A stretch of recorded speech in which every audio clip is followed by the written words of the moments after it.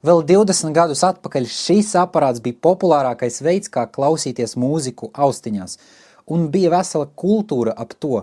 Pat šīs savā laikā bija revolucionārs ar savu izmēru, jo salīdzinot ar kasešu vai disku plēriem, tas bija nereāli maz, un tajā varēja salikt ļoti daudz dziesmas, un vienīgā lieta, par kuru vajadzēja uztraukties, bija akumulators. Tagad šīs ierīces ir zaudējušas savu bijušo popularitāti, jo ir tāda lieta kā vietālrunis, un tas ir daudz vieglāks, tur vienkārši pieslēgt bezvadu austiņas, ieslēgt skaņas slāpēšanas režīmu, izvēlēties savu mīļāko dziesmu, YouTube Music vai Spotify, un algoritmi paši izvēlēsies, ko tu klausies, un tev nevajag lādēt kaut kādus failus šajā mazā aparātā. Mēs esam palikuši daudz slinkāki, un, protams, ik par retai reizē mēs izdaram fizisku meklēšanas darbību, un pat tad, manuprāt, tas ir pateicoties dažādiem TikTok trendiem. Tādēļ, lai neslinkotu, es nolēmu atgriezties pie šīm vecajām tehnoloģijām, un 2 nedēļu laikā pamēģināju mūziku klausīties tikai caur šo iPod Touch 7th Generation. Un es teiktu, ka šī bija diezgan interesanta pieredze, ar kuru es arī gribu ar jums padalīties. Kopumā mēs dažādi klausamies mūziku dažādos veidos un dažādās vietās. Pārsvarā es mūziku klausos sporta zālē, mājās, kad dara kaut kādas lietas, vai nu vienkārši ārā pastaigu laikā. Un pirmais, ar ko es saskāros, ir, ka man vajadzēja atgriezties pie vecās vadu tehnoloģijas. Es pavisam aizmirsu, kas tas tāds ir. Pieslēdzot austiņas pie iPoda, pirmais, ar ko es sastapos, ir šie vadi, un ka viņi ir jāatpiņķerē. Jo austiņas, kas man bija kabatā, bija pavisam savilktas kopā, un es jūtos kā kaut kāds mamuts, kuram vajag atgriezties atpakaļ, lai izmantotu vadu austiņas un reāli tās atpiņķerētu. Es tik esmu pieredzis savām parastajām bezvadu austiņām, taču šīs bija vesels jauns experience. Un vēl jau vairāk ieliekot austiņas ausīs, kad es ieslēdzu mūziku, es visu varēju dzirdēt. Es visu laiku jūtu šo kustību, kad kaut kas kustās, un tas traucē man klausīties mūziku. Un tā kā šis ir samērā vecs iPods, baterija tam beidzas diezgan ātri. Un tas nozīmē, ka tad, kad viņš izlādējās, es vienkārši paliku bez mūzikas. Taču ir arī savi plusi, un pateicoties tam, ka man vajadzēja piņķerēt austiņas vaļā, pateicoties tam, ka es dzirdēju vadus, pateicoties tam, ka tas bija iPods un nekas cits, es vienkārši neskroloju Instagramā, es neatbildēju uz ziņām, bet es klausījos mūziku tāda, kāda tā ir.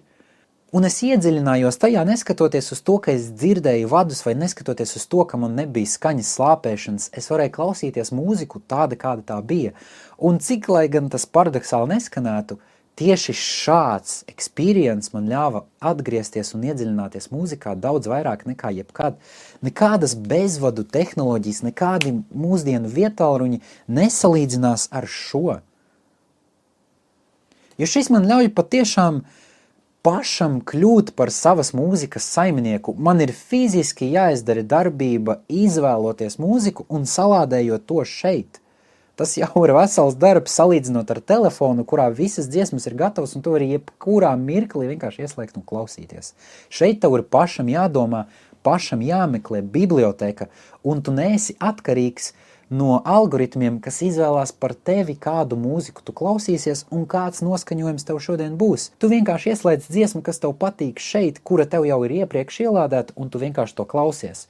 Un nekādi citi faktori tev netraucē klausīties mūziku, tieši to mūziku, tieši tam noskaņojumam, kas tev piemīt šajā brīdī. Kopumā es varētu teikt, ka tādas vecas tehnoloģijas kā MP3 playeri vai plašu atskaņotāji vai visāda veida portatīvās konsoles vai visāda veida polaroidi, visas šīs vecās analogās tehnoloģijas, kas ir paredzētas tikai tai vienai lietai, kam tās ir paredzētas, šis fotogrāfijai, šis spēlēm, šis mūzikas klausīšanai, tās kļūst populārākas, jo tās ļauj cilvēkiem izbaudīt tieši to, kam tās bija paredzētas.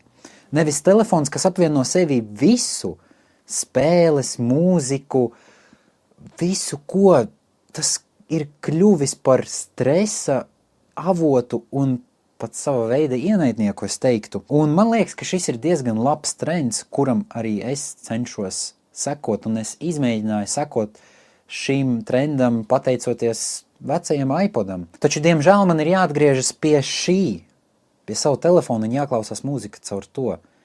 Jo esmu atkarīgs no šī. Esmu atkarīgs no tās lielās mūzikas bibliotekas, kas man te ir, kas man ir Spotify, kas man ir YouTube, kas man ir visur citur. Bet šeit šī biblioteka man vēl ilgi jāveido atkal. Un es nevēlos šo laiku pavadīt, lai iemācītos kaut ko jaunu. Es vēlos būt slinks un vienkārši scrollot un izbaudīt dzīvi. Es ļoti esmu pateicīgs šai 2 nedēļu pieredzei, jo tā ļāva man aizdomāties un apstāties uz kādu brītiņu un izbaudīt jau esošo un man zināmo mūziku pavisam jaunā veidolā. Tāpēc arī jums es iesaku izmēģināt kaut ko tādu, kaut kādu atcerēties vecu tehnoloģiju, izmēģināt to un atgriezties pie sajūtām, ko dāvā šīs vecās analogās tehnoloģijas, tādām ierīcēm, kuras bija veidotas specifiski vienai lietai. Jo man liekas, ka tā ir ļoti patīkama un ļoti jauka pieredze. Paldies, ka skatījāties šo, ceru, ka liku jums aizdomāties, gan jau, ka tiekamies nākamreiz. Čau!